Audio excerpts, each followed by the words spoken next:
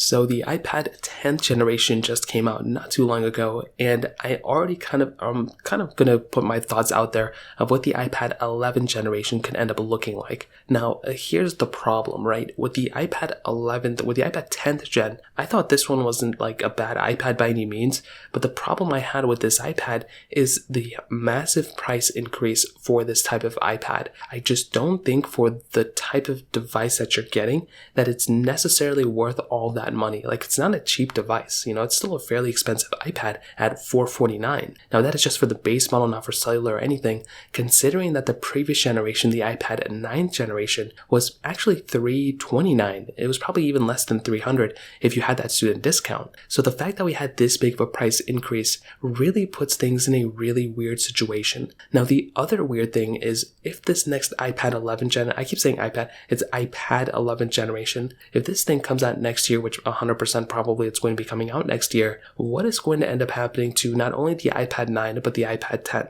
Is Apple going to go ahead and remove the iPad 10 and then put the iPad 11 in this place? That would seem probably most likely. But then what is going to happen to this iPad?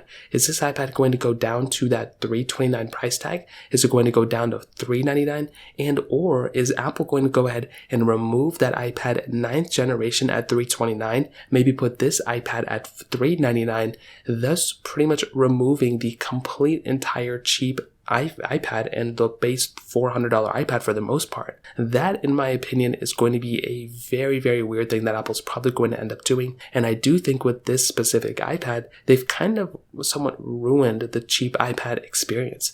I feel like they could have easily kept this iPad at $399 or something along those lines. Even the $329 iPad 9th generation, that is a very good priced iPad, and that is, in my opinion, a better deal than this iPad. They are probably going to do things like bring in an Apple Pencil 2 support and different things like that, but I find it very weird that the next iPad has to kind of fit somewhere in this puzzle. Like, it has to be probably less expensive than the iPad mini, has to be the same price as this thing, it can't be super cheap, but I feel like these iPads, they didn't reinvent the wheel, they didn't do anything crazy, it's more or less the same. Now, I am perfectly fine with this type of design, and again, it's not just a price thing because it's also a price per value. I feel like the M1 iPad Air 5 is a much better deal than this specific iPad. This thing isn't really worth $449 in my opinion, but the other issue we're kind of having at hand is that the iPad 9th generation has maintained that $329 price tag now for over a year. Typically, that doesn't happen. So the fact that this iPad also is still being sold for the same price it was